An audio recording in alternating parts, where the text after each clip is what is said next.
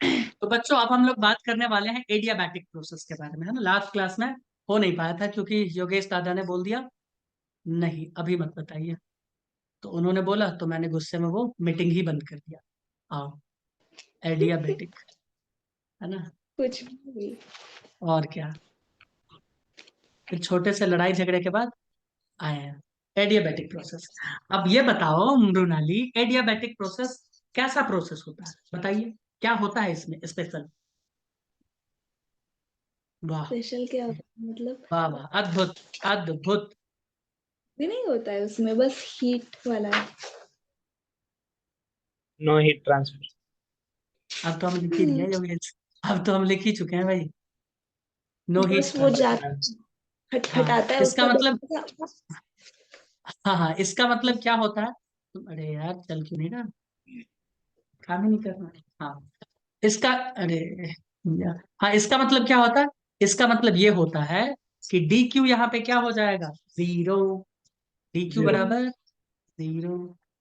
और योगेश दादा मुझे ये बताओ, अगर डी क्यू जीरो हो गया यहाँ पे तो डी यू क्या हो जाएगा। तुम बोलोगे डी यू डब्ल्यू के बराबर हो जाएगा, क्योंकि हम जानते हैं, एक सेकंड इसको नीचे कर दे, क्योंकि हम जानते हैं D Q is equals to D U plus, D अरे D U D W. Plus W. D W.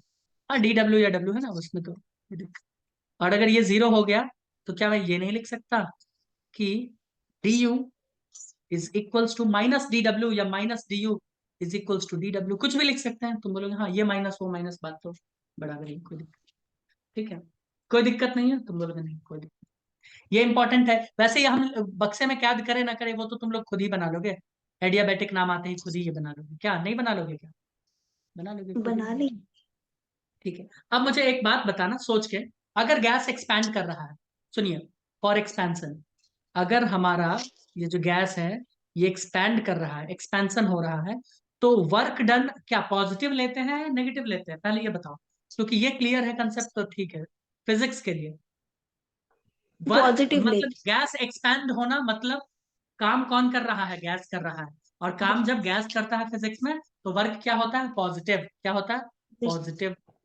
तो मुझे एक बात बताओ, जब यहाँ पे वर्क पॉजिटिव होगा, जब यहाँ पे वर्क पॉजिटिव होगा तो डी यू तब भी नेगेटिव होगा। तो बोलोगे हाँ, ये भी तो लिख सकते हैं ना, यहाँ पे देखो तो, यहाँ पे डी यू बराबर माइनस डी डब्ल्यू भी तो लिख सकते हैं यार।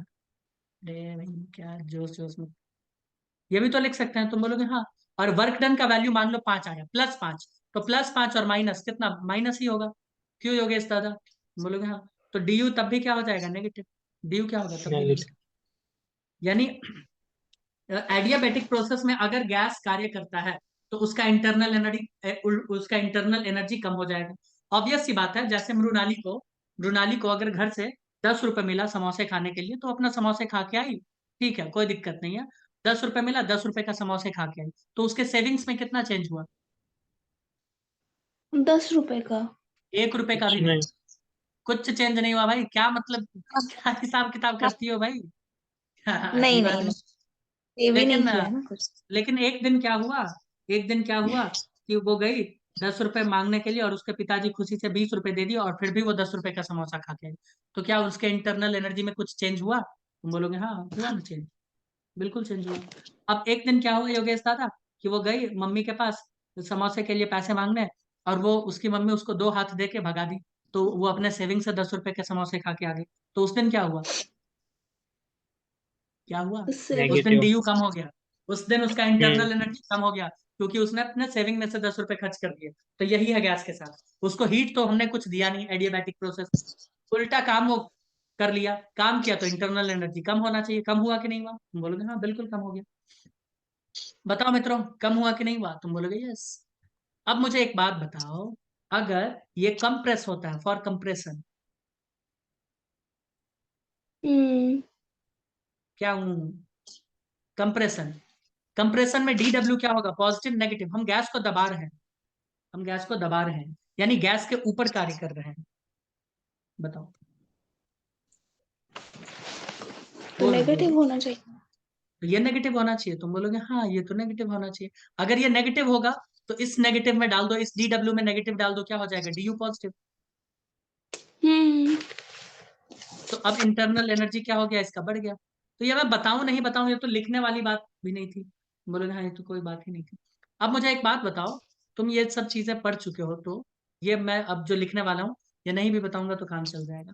मुझे एक बात बताओ, क्या D U directly proportional to D T होता है, टेम्परेचर में चेंज, इंटरनल एनर्जी में चेंज? तुम बोलोगे हाँ हाँ डायरेक्टली सर। होता है। तो अगर डी यू कम हो रहा है, डी यू योगेश दादा कम हो रहा है, तो क्या मैं ये भी लिख सकता हूँ कि इसका टेम्परेचर भी कम होगा? जी सर। हाँ। बिल्कुल। तो अगर यहाँ पे डी यू योगेश दादा बढ़ रहा है, तो क्या मैं ये नहीं लिख सकता कि इसका डी टी भी बढ़ेगा? अगर ये बढ़ रहा है तो ये भी बढ़ेगा। सिंपल। यार क्या क्या हो जाता है। ठीक है, मुझे लिखना पड़ेगा, तुम बोलोगे हाँ लिखना तो पड़ेगा। आइए फिर आगे चलते हैं, आगे की कथा। हम कथा सुनाते, इधर देखो, डी डब्ल्यू बराबर हम माइनस डी यू लिख सकते हैं। तुम बोलोगे हाँ जिसको माइनस लगाना है लगाओ, क्या दिक्कत, कोई उसमें दिक्कत वाली बात ही नहीं है। और डी यू को हम कभी भी N C V D T लिख सकते हैं। तुम बोलोगे हाँ, तो मैं N C V D T लिख देता हूँ। लिख सकते हैं? तुम बोलोगे हाँ लिख।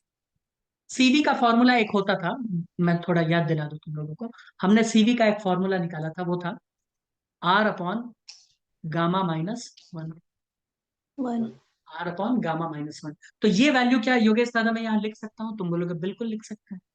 और dt को मैं T two minus T one या टी वन माइनस जो भी अपना लिख सकते हैं। बोलोगे हाँ लिख सकते हैं, तो मैं लिख रहा हूँ minus N R gamma minus one into T two minus T one. तुम बोलोगे हाँ लिखा जा सकता है, इसमें कोई दिक्कत। ठीक है, या इसको मैं ऐसे भी लिख सकता हूँ कि D W is equals to minus N R T two minus T one upon, या पॉजिटिव में लिख देते हैं। एक काम करो, देखो अगर मैं पॉजिटिव में लिखना चाहता हूं तो नीचे वाला टर्म क्या हो जाएगा, चेंज। नीचे वाला टर्म क्या हो जाएगा, चेंज। तुम बोलोगे हाँ, ये तब क्या हो जाएगा, वन माइनस गामा। ये क्या हो जाएगा, देखो अभी गामा माइनस वन है ना योगेश, और यहाँ माइनस है। तो देखो मैं इसको कर देता हूँ पॉजिटिव, तो ये नीचे वाला मामला पलट जाएगा, ये हो जाएगा वन माइनस गामा। ये क्या हो हाँ जाएगा? ठीक है, बोलोगे ठीक, बहुत अच्छी बात। योगेश दादा क्या मैं इसको ऐसे लिख दूं तो तुमको कोई दिक्कत है क्या, कि N R T two minus N R T one upon one minus gamma? तुम बोलोगे नहीं यही होगा, नियम ही है, यही होगा। ठीक है, अब मुझे एक बात बताओ, क्या हम आइडियल गैस इक्वेशन से ये बात जानते हैं? ये तो कितना बार हम लोग लिख चुके हैं भाई, PV is equals to NRT. हमको तो खुद नहीं पता चल रहा है। अब मुझे बताओ, एन और आर तो कांस्टेंट है, अगर टी टू मैं टी टू लिखता हूं तो तुम बोलोगे फिर पी टू और वी टू आपको लिखना पड़ेगा। अगर मैं इसको टी टू लिखूंगा तो पी और वी को क्या लिखना पड़ेगा, पी टू और वी टू। क्या योगेश दादा लिखना पड़ेगा? तुम बोलोगे हाँ तो लिखना ही पड़ेगा। तो योगेश दादा मुझे ये बताओ, क्या मैं डी डब्ल्यू में एन आर टी टू की जगह क्या लिख सकता हूँ, मुझे बताना। पी टू वी टू, बोलोगे हाँ लिख सकते हैं। हाँ। तो मैं यहाँ पे P two V two minus P one V one upon one minus gamma. कोई दिक्कत? बोलोगे नहीं कोई दिक्कत, यही फॉर्मूला वर्क का। कब? एडियाबैटिक के लिए। एडियाबैटिक के लिए। और गामा के रिस्पेक्ट में हम बार बार क्यों निकाल रहे हैं पता है? कोई भी चीज का वैल्यू तुमको दे देगा ना, मोनो एटॉमिक डाई एटॉमिक का मैंने टेबल तुम्हें याद करवा दिया। सीपी दे देगा, उसका वैल्यू पता है मोनो और डाई के लिए। सीवी दे देगा, उसका वैल्यू पता है। गामा दे देगा, वो तुम्हें पता है। डिग्री ऑफ फ्रीडम, वो तुम्हें पता है। तो किसी भी तरह का सवाल, फॉर्मूला आए ना आए, दो चार चीज तुम्हारे पास है, उसी से तुम सब खेल कर दो, मुझे मालूम। समझ है? हाँ। अब चलो आओ कुछ बातें करते हैं। अब एक रिलेशन हम्म। होता है एडिशन प्रोसेस में। अब मैं फिर हायर क्लासेस में जा रहा हूँ, ये बीएससी और एमएससी फिजिक्स में पढ़ते हैं, बट मैं जानबूझ के बता रहा हूँ क्योंकि इससे काफी फायदा होने वाला है ना रुनाली, है ना? सर। चाहती हो फायदा? हाँ। ठीक है सुनो, ये काफी फायदेमंद चीज है योगेश, काफी फायदेमंद जो भी मैं बताने जा। सुनिए, तो एडियाबैटिक प्रोसेस के लिए क्या होता है, अरे भैया एडियाबैटिक प्रोसेस के लिए क्या होता है, पीवी का पावर गामा। पीवी का पावर मैंने क्या लिखा है, गामा। ये एक कांस्टेंट होता है, ये क्या होता है, एक कांस्टेंट। बोल के ओके ठीक है, ये कांस्टेंट हो गया। अगर ये कांस्टेंट हो गया तो क्या मैं यहां से, ये वेरी इंपॉर्टेंट इक्वेशन है, इसको आप कर ले बक्से में कैद। ये बस याद ही कर लो। अब इसके बाद जीवन में इसको भूलना नहीं है, क्योंकि इसका यूज हम तुमको बताएंगे तुरंत, टेंशन मत लो। ये पीवी का पावर गामा है। पीवी का पावर गामा एक कांस्टेंट होता है, बहुत इंपॉर्टेंट, बहुत बहुत बहुत इंपॉर्टेंट। तुम बोलोगे ठीक। तो अगर पीवी का पावर गामा कांस्टेंट है तो क्या मैं ये लिख सकता हूँ, P1 upon P2 which will be equals to V2 upon V1। उल्टा होता है, V2 अपॉन V1 का पावर गामा। बोलोगे हाँ ये तो लिखा जा सकता है। अब अगर मैं इसी रिलेशन की मदद से, सुनिएगा, मैं इसी रिलेशन की मदद से टेम्परेचर और वॉल्यूम में रिलेशन पता करूं एडियाबैटिक प्रोसेस के लिए। अच्छा ये किसके लिए है, एडियाबैटिक के लिए। एडियाबैटिक या फिर हीट जब चेंज क्या हो, जीरो। तुम बोलोगे सुनो, अगर मैं रिलेशन स्टैब्लिश करूं temperature and volume, temperature and volume, हाँ, टेम्परेचर एंड वॉल्यूम के बीच में तुम लोग खुद ही निकालना सीख लोगे, तो मैं फॉर्मूला नहीं बोलूंगा याद करने, बस ये याद कर लो जिसमें मैंने स्टार लगा दिया। ये बहुत इंपॉर्टेंट। सुनो, टेम्परेचर एंड वॉल्यूम का कहानी सुनते हैं, ठीक है। क्या हम ये जानते हैं कि पीवी का पावर गामा एक कांस्टेंट है। तुम बोलोगे हाँ ये हमें पता है, ये एक कांस्टेंट है। पीवी को हम क्या लिख सकते हैं, तुम बोलोगे सर पीवी को हम लिख सकते हैं एनआरटी। तो फिर पी को मैं क्या लिख सकता हूँ, तुम बोलोगे सर एनआरटी बाई वी। भैया पीवी को हम एनआरटी लिख सकते हैं, तो पी को क्या लिख सकते हैं, एनआरटी बाई वी। तुम बोलोगे हाँ, क्या वो लिख के दिखाएं या सीधा लिख दे पी का वैल्यू, योगेश दादा सीधा लिख दें, हाँ सर। एनआरटी बाई वी, और वी का पावर गामा, ये भी तो एक कांस्टेंट ही है। तुम बोलोगे हाँ ठीक है, ये कांस्टेंट। अब मुझे एक बात बताना, एनआरटी, हम बात कर रहे हैं एनआरटी। एनआरटी में एनआर क्या है, तुम बोलोगे सर एनआर का अगर आप बात करोगे तो एनआर तो कांस्टेंट है ना। एन और आर क्या है, कांस्टेंट। तो इधर नीचे उठा के फेंकेंगे तो कट्टम कुट्टी हो जाएगा, एनआर बचेगा ही नहीं, वो भी कांस्टेंट ये भी कांस्टेंट, सब गायब हो जाएगा। तुम बोलोगे हाँ, अरे हाँ या ना बताओ। तो बचेगा हमारे पास टी बाई वी और वी का power gamma which will be constant. बताओ योगेश ठीक है, ठीक है सर। ठीक ठीक ठीक जा रहा। ओके, अब योगेश दादा मुझे ये बताओ, वी अगर कोई ऐसे है 1/v, और मैं इसको v का पावर, v को ऊपर ले जाना चाहता हूँ, तो क्या -1 आ जाएगा। बोलोगे हाँ हाँ -1।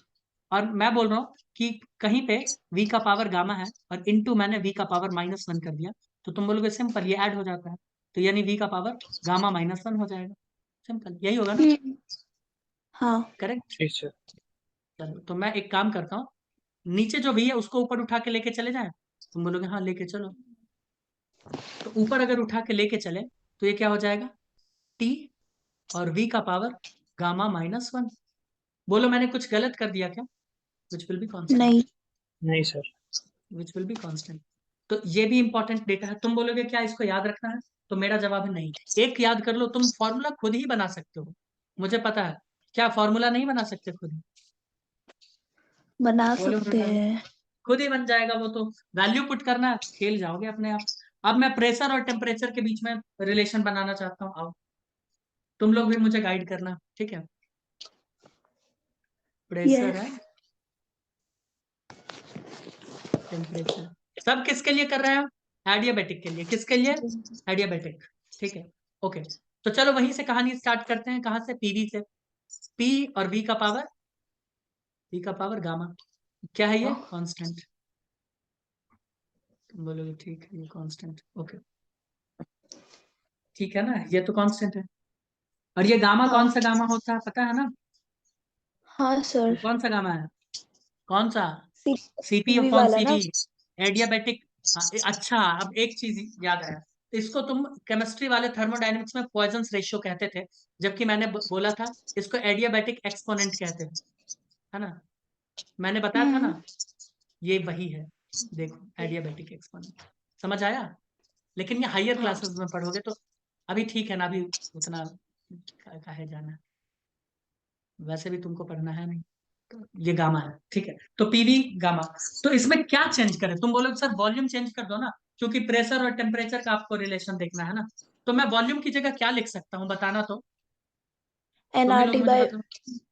एनआरटी बाई पी लिख सकते हैं, देखो यहाँ पे nRT बाई पी। तो v बराबर में क्या लिख सकता हूँ, nRT बाई पी। तुम बोलोगे हाँ लिखा जा सकता है, विच का उसका पावर क्या हो जाएगा, गामा हो जाएगा, उसका पावर क्या हो जाएगा, गामा हो जाएगा। ठीक है, और nr तो क्या है, कांस्टेंट, तो nr को लिखे नहीं लिखे उससे कोई फर्क पड़ जाएगा क्या, तुम बोलोगे नहीं कोई फर्क नहीं। नहीं पड़ेगा। तो मैं सीधा अगर यहाँ पे p और v की जगह देखो मैं t बाई पी लिखता हूँ, t बाई पी का पावर गामा कांस्टेंट। तो कोई दिक्कत है तुम लोगों को इस बात से, तुम बोलोगे नहीं कोई दिक्कत नहीं। अब मुझे एक बात बताओ, p अगर ऊपर आएगा तो गामा के साथ ही आएगा, लेकिन माइनस हो जाएगा गामा। ये गामा यहाँ पे किस में है, प्लस में है, तो ऊपर आके क्या हो जाएगा, माइनस।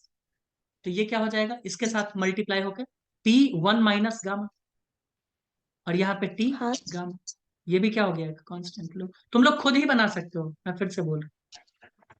और ये बहुत इंपॉर्टेंट इक्वेशन है, तुम लोगों का बहुत जीवन में हेल्प करेगा आगे।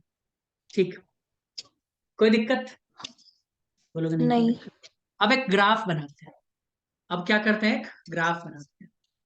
ठीक है मृणाली, योगेश दादा, उसमें कोई दिक्कत नहीं ना, पीवी से पीटी कैसे बनाए, वी से टी, ये सब इसमें तो कोई होना नहीं चाहिए प्रॉब्लम। नहीं सर। ठीक है, ठीक है। आइए, प्रेशर और वॉल्यूम का ग्राफ, तुम बोलोगे ठीक है, प्रेशर और वॉल्यूम का ग्राफ कैसा होगा, तुम बोलोगे सर प्रेशर वॉल्यूम का एडियाबैटिक प्रोसेस के लिए, तो यस, अभी अभी हमने पढ़ा है पीवी का पावर गामा एक कांस्टेंट, पीवी का पावर एक गामा एक कांस्टेंट। तो यहां से हमको पता चलता है कि P inversely proportional to 1/v का पावर गामा। तुम बोलोगे हाँ ये हमें पता चल गया। ठीक है, यानी यानी ये ग्राफ तो रेक्टेंगुलर हाइपरबोला की तरह ही होगा, रेक्टेंगुलर हाइपरबोला की तरह ही होगा। लेकिन लेकिन तुम बोलोगे कि सर इसमें एक बात यह है कि अगर आप प्रेशर घटाना चाहते हो, अगर आप प्रेशर घटाना चाहते हो तो वॉल्यूम बहुत ही तेजी से बढ़ेगा। ठीक है, जैसे कि मान लेते हैं कुछ भी एक वैल्यू, हाइपोथेटिकल वैल्यू लेते हैं कि अगर ये वॉल्यूम है 2, है ना, और प्रेशर है मान लो 4, प्रेशर है मान लो 4, तो इसका पावर हम ले लेते हैं 3, तो ये कितना हो जाएगा 8। यानी ये जितने तेजी से कम होगा, 4 से 6 पे आएगा, और ये जिस हिसाब से, ये बहुत तेजी से वॉल्यूम क्या हो जाएगा, चेंज। तुम बोलोगे हाँ वॉल्यूम बहुत तेजी से चेंज होगा, होगा कि नहीं होगा दोस्त, तुम बोलोगे हाँ हाँ सर। वॉल्यूम तेजी से चेंज होगा। ठीक है, मैंने ये नहीं बोला ये रेक्टेंगुलर हाइपरबोला होगा, मैंने बोला उसके जैसा होगा, उसके जैसा होगा। ठीक है, अब कितना वो देखते हैं, थोड़ा एक बार समझते हैं। अभी मैं ग्राफ ड्रॉ नहीं कर रहा हूँ, अभी मैं ग्राफ ड्रॉ नहीं कर रहा हूँ। अरे यार क्या दिक्कत है इसको, एक सेकेंड, है ना, सुनो। हाँ। तो बच्चों मैं एक काम करता हूँ ना, इसको डीपी सॉरी पी और वी को मैं डिफरेंशिएट करता हूँ, और वही वाला मेथड, एरर एनालिसिस वाला मेथड लगाते हैं, थोड़ा सा चेंज के लिए। तुम बोलोगे हाँ थोड़ा सा के लिए कर सकते हैं, कर सकते हैं योगेश, बिल्कुल कर सकते हैं। तो देखो मैं क्या लिखूंगा, मैं इसको लिखूंगा डीपी बाई पी, तुम बोलोगे हाँ, प्लस प्लस क्या लिखेंगे, तुम बोलोगे सर वी का पावर गामा है ना, तो गामा कूद के बाहर आ जाएगा, हम बोलेंगे अरे हाँ गामा कूद के बाहर आ गया, ये डीवी बाई वी, याद आ रहा है ना, पावर हमेशा बाहर आता था, याद आया, हाँ। ये क्या हो जाएगा, एक कांस्टेंट या जीरो समझ जाओ। तुम बोलोगे हाँ ये कांस्टेंट है, ये अगर उधर चला जाएगा तो क्या हो जाएगा, तुम बोलोगे डीपी बाई पी, ये अगर उधर चला गया तो minus gamma DV by, sorry, अब डीवी को अगर इधर ले आए मृणाली तो क्या हो जाएगा, तुम बोलोगे सर डीपी बाई डीवी, ध्यान से सुनिएगा, ये बहुत इंपॉर्टेंट चीज निकाल रहे हैं, ये हायर क्लासेस के लिए है, gamma times hmm. P by V.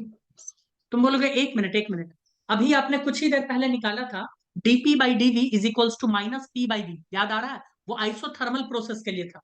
तुम बोलोगे हाँ वो आइसोथर्मल प्रोसेस के लिए, नहीं वो पेज को ऊपर करके दिखाया कि आइसोथर्मल प्रोसेस में ऐसे करते थे, तुम बोलोगे हाँ याद आ रहा है। योगेश अभी अभी निकाले थे, हाँ सर। क्या मैं ऊपर करके दिखाऊं या याद आ गया, याद तुम आ बोलोगे गया। लेकिन याद है। यहाँ, ठीक है, तुम बोलोगे लेकिन सर आपने वहां पे वैल्यू मान लो 5 निकाला था, और यहाँ पे माइनस से मल्टीप्लाई हो रहा है, तुम बोलोगे हाँ माइनस से मल्टीप्लाई हो रहा है, यस। तो यानी स्लोप, पहले मान लो स्लोप था 5, उस स्लोप को मैं -2 से मल्टीप्लाई कर दूं तो कितना हो गया -10। तो स्लोप घट रहा है या स्लोप बढ़ रहा है? तुम बोलोगे स्लोप तो सर घट गया, घट रहा है। स्लोप तो सर घट गया है ना, स्लोप तो घट गया, ठीक है। लेकिन मैग्नीट्यूड में क्या हुआ, स्लोप बढ़ गया। बढ़ बढ़ रहा गया। है। तो माइनस अपने को देखना ही नहीं है। तुम बोलोगे क्यों सर? अरे इधर से इधर आएगा तो माइनस ही होगा ना, ऑब्वियस सी बात है भैया। इधर से इधर तो माइनस ही होता है, प्लस तो इधर होता है, इधर तो माइनस ही होता है। तो बोलोगे हाँ, मैं एकदम अच्छे से प्रेम से समझाना चाहता हूँ। तो अगर मान लो किसी का स्लोप, मान लो, एक मिनट, अरे यार हाँ भाई, किसको?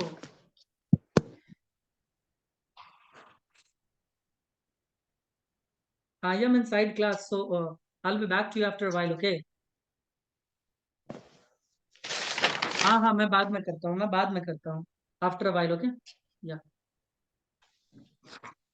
हाँ दोस्तों, मैं ये बोल रहा हूँ कि टैन थीटा के बारे में आइए जरा बात करते हैं। तुम बोलोगे हाँ, टैन थीटा कहाँ से कहाँ तक खेलता है मृणाली, बताओ? तुम बोलोगी सर वो तो जीरो से लेके इन्फिनिटी तक जाता है ना, हाँ। जीरो से लेके इन्फिनिटी तक जाता है। उसका 45 डिग्री पे वैल्यू 1 होता है ना, 45 डिग्री पे वैल्यू 1 होता है। तो मैं बोल रहा हूं, अगर ये इन्फिनिटी की तरफ जा रहा है, अगर ये इन्फिनिटी की तरफ जा रहा है, तो क्या ये 90 डिग्री के एंगल के करीब जा रहा है? बताओ योगेश दादा। मान लो 10 आया, 10 के बाद 20, 30, 40, 50, इन्फिनिटी, तो क्या 90 डिग्री के करीब नहीं जा रहा है? तुम बोलोगे हाँ जा रहा है, हाँ सर। ये तो जा रहा है, ठीक है, ठीक है। अच्छा, अब मुझे बताओ, अगर ये एक ट्रायंगल है, मैं एकदम बच्चों की तरह तुम लोगों को बता रहा हूँ, ये एक ट्रायंगल है, ये पी और ये बी और ये कुछ भी है, तो कौन सा एंगल यहाँ पे टेन थीटा को बताएगा? ये वाला ए, ये वाला बी, और ये तो 90 है। ए या बी, कौन सा बताएगा मृणाली, बताओ? ऑब्वियस सी बात है, बी वाला बताएगा। कौन सा वाला बताएगा? बताएगा। बी वाला बताएगा। तो मैं ये बोल रहा हूँ योगेश दादा, इसका एंगल मान लेते हैं 10 है, इसका एंगल मान लेते हैं 10 है। तो अब मुझे अगर एंगल बढ़ाना है, तो तुम बोलोगे सर आप लाइन थोड़ा सा ऐसे कर दो ना, ड्रॉ ऐसे कर दो, यस। एंगल बढ़ गया। एंगल टेन थीटा का बढ़ा तो वैल्यू बढ़ गया। देखो, ये 5 था, ये 10 हो गया। बताओ, तो इसका मतलब हम ये कह सकते हैं कि आइसोथर्मल का जो भी एंगल होगा, ध्यान से सुनिएगा, आइसोथर्मल का जो भी एंगल होगा, ये उससे थोड़ा सा क्या होगा, स्टीप होगा, यानी इसका एंगल थोड़ा सा ज्यादा होगा। तुम बोलोगे हाँ, एंगल तो थोड़ा सा ज्यादा। तो अगर मैं, देखो ध्यान से सुना, सुनना, अगर मैं आइसोथर्मल का ग्राफ ऐसे ड्रॉ करता हूं, मान लो, तो मुझे एडियाबैटिक का ऐसे करना पड़ेगा। किसका एंगल ज्यादा है? तुम बोलोगे सर इसका एंगल तो बहुत ज्यादा है। पहाड़ की तरफ देखो ना, पहाड़ की तरफ इधर से तुमको चल के जाना पड़ेगा, तो ये तुमको ज्यादा स्लोप दिखता है या ये तुमको मुश्किल वाला दिखता है? कौन सा, ऊपर वाला नीचे वाला? नीचे वाला। नीचे नीचे वाला। वाला क्यों? क्योंकि नीचे वाला का एंगल ज्यादा है। तो योगेश समझ में आ गया? क्योंकि माइनस साइन तो हमको क्या बता रहा है कि ये नेगेटिव स्लोप है, वो तो हम जान ही रहे हैं कि ऊपर से नीचे की तरफ है स्लोप, ये तो हम जान ही रहे हैं, इसमें तो कोई दिक्कत वाली बात है ही नहीं। नहीं।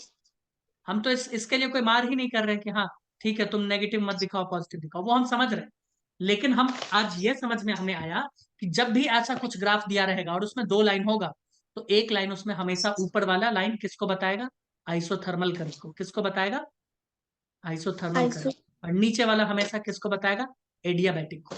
इतना टाइम मैंने बस यही बताने के लिए बताया, जबकि हम तुमको चाहते तो बोल देते याद कर लो, बट कभी कभी फंस सकते थे। ठीक है, बताओ कोई दिक्कत? नहीं। नहीं सर। ठीक है, ठीक है, बहुत अच्छी। तो अब मैं तुम लोगों से कुछ सवाल करना चाहूंगा, कर लूं एक सवाल? हाली, हाँ। आओ, कुछ प्यारा सा, मीठा सा, खट्टा सा, नमकीन सा सवाल। ये सवाल भी आईआईटी के लेवल सबका ही है, बट ठीक है, पूछने में कोई बुराई। यह है नहीं। प्रेशर, यह है वॉल्यूम, ठीक है, बोलोगे ओके। यहाँ पे एक लाइन दिया है तो बोलोगे ठीक है। दूसरा, तीसरा, चौथा, बोलोगे ठीक। तुम मुझे पहले ये बताओ, इसमें आइसोथर्मल लाइन कौन सा दिखा रहा है? मैं अगर 1 2 3 लिख दूं तो 1 2 3 4, इसमें आइसोथर्मल लाइन कौन दिखा रहा है और बाकी लाइंस किसको दिखा रहे हैं? हम्म, 4 4 आइसोथर्मल। आइसोथर्मल हो गया, बस उसके बाद कुछ नहीं बोलना। बोल देना बाकी 1 2 3 का तो इतना श्योर नहीं है, लेकिन 4 वाला आइसोथर्मल होगा वो तो श्योर है। इसमें कोई श्योरिटी है योगेश दादा? 4 में तो श्योरिटी है ना तुमको? Yes sir. ठीक है, तो मैं लिख देता हूँ भैया, हमको 1 2 3 का ज्यादा ज्ञान नहीं है, लेकिन ये तो श्योर हो गए कि सबसे ऊपर वाला क्या होगा, आइसोथर्मल होगा। क्यों मृणाली, कोई दिक्कत? हाँ अभी नहीं। मैंने बताया। ठीक है, अब मैं तुम्हें बोल देता हूँ योगेश दादा कि ये तो आइसोथर्मल कर्व है। अब मैं तुम्हें बोलता हूँ 1 2 3 कर्व है, ये कर्व आपको बता रहा है एडियाबेटिक कर्व। ये 1 2 3 कैसा कर्व है? Adiabatic curve. ठीक है, तुम बोलोगे ओके बहुत अच्छी बात है, आप क्या पूछना चाहते हो अभी बताते हैं। ये एडियाबेटिक कर्व। आप मुझे इसमें ये बताइए, 1 2 3 इन तीनों में से कौन मोनो एटोमिक, कौन डाई एटोमिक और कौन ट्राई एटोमिक को दिखा रहा है? बताइए।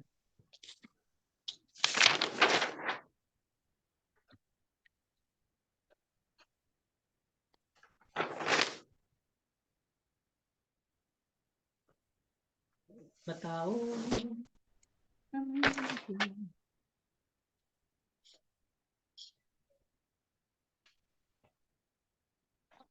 गामा ज्यादा हो जाएगा तो स्लोप क्या हो जाएगा?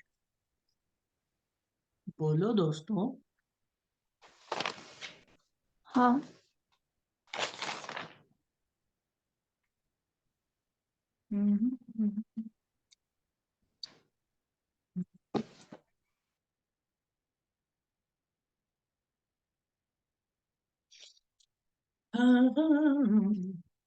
आओ देखते हैं, मुझे एक बात बताना, गामा हमको अभी नहीं पता, हम बस ये जानते हैं ना योगेश कि स्लोप बराबर होता है एडियाबेटिक में। मृणाली बताना अगर मैं गलत लिख रहा हूँ।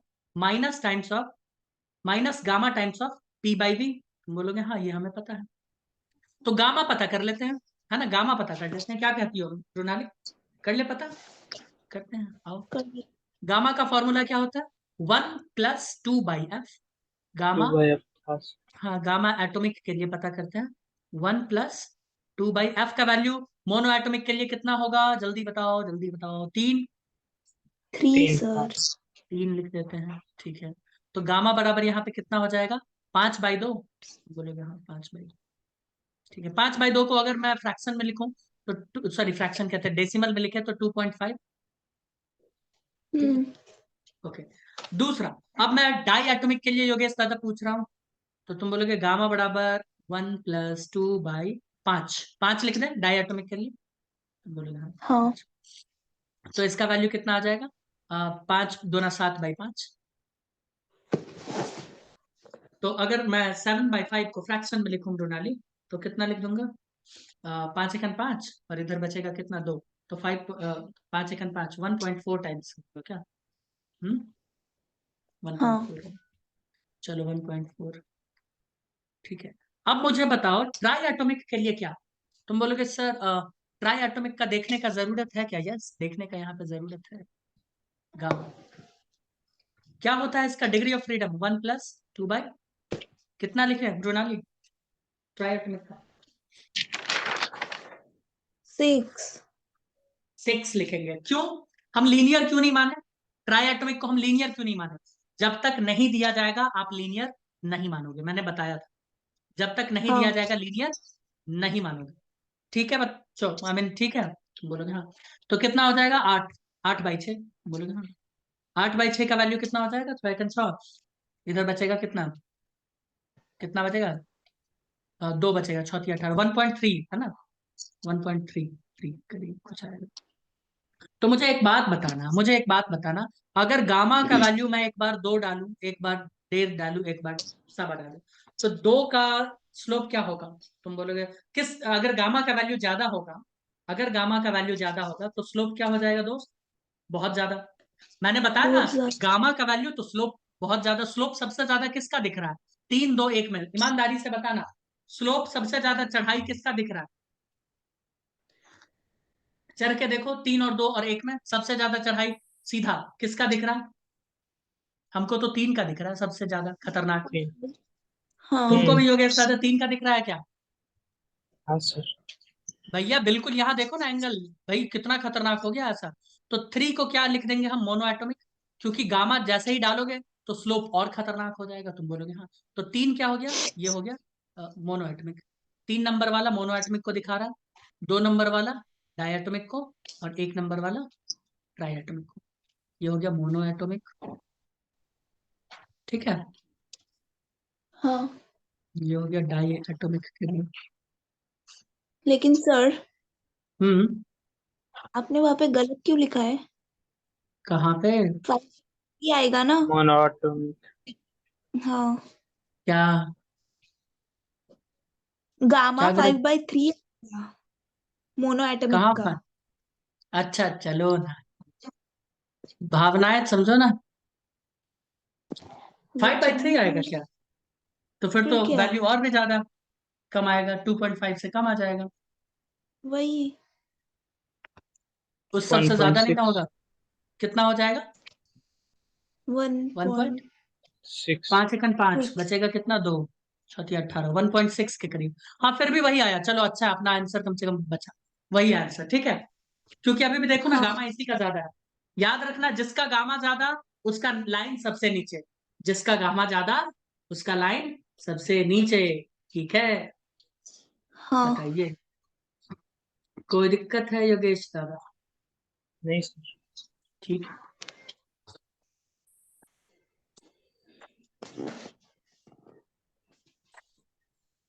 आओ आओ, कुछ इंपॉर्टेंट बातें कर ले, कर ले, कर हाँ लो।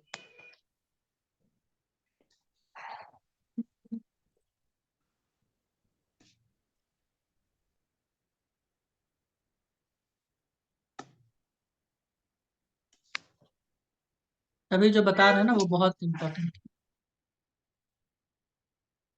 हम्म ठीक।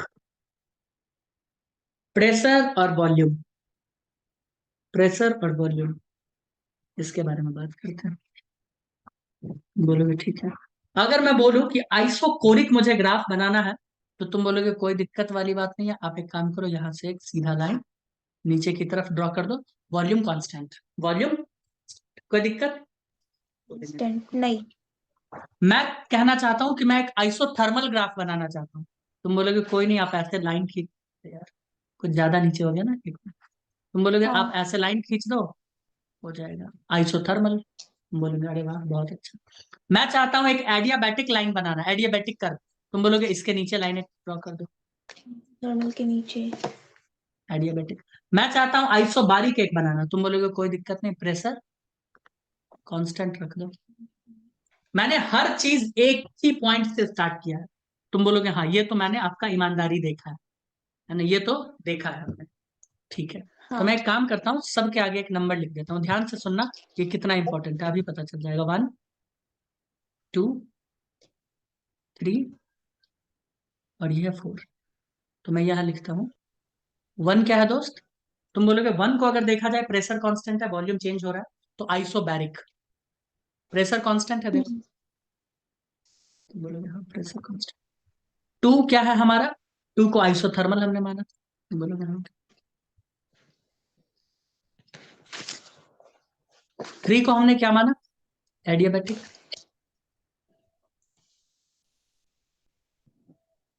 4 को योगेश दादा क्या माने? वॉल्यूम चेंज ही नहीं हो रहा, तो आइसोकोरिक। और एक ही पॉइंट से स्टार्ट किया है, ये नहीं कि अलग अलग से किया है, देख रहे हो ना ईमानदारी मेरा। तो मुझे ये बताओ, हाँ वर्क डन सबसे ज्यादा किसका है इस ग्राफ के अकॉर्डिंग?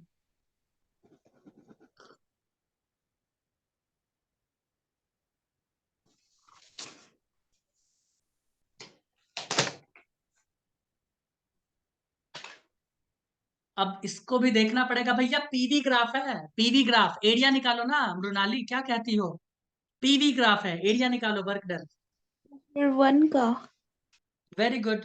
तो मैं ऐसे लिख दूं वर्क डन, ये याद रखना, ये जो अभी मैंने लिख दिया है, तो सबसे ज्यादा वर्क डन कौन दिखाता है? 1, फिर 2, फिर 2 3। और बस 4 का तो कितना हो गया? 0। 4 का क्या हो गया? 0, ठीक है। तुम बोलोगे हाँ ठीक। हाँ तो ये कहानी कब हुआ है? तुम बोलोगे ये सर कहानी तब हुआ है जब आपने क्या किया है, गैस के वॉल्यूम को बढ़ाया है, यानी एक्सपेंशन के वक्त में हुआ है। करेक्ट। देखो वॉल्यूम बढ़ रहा है, एक को छोड़ दो, आइसोकोरिक में तो खैर बढ़ेगा ही नहीं। तो ये मैं लिख सकता हूँ एक्सपेंशन वाला केस। तो एक्सपेंशन हाँ जब सर। होता है तो सबसे ज्यादा वर्क किसका होता है?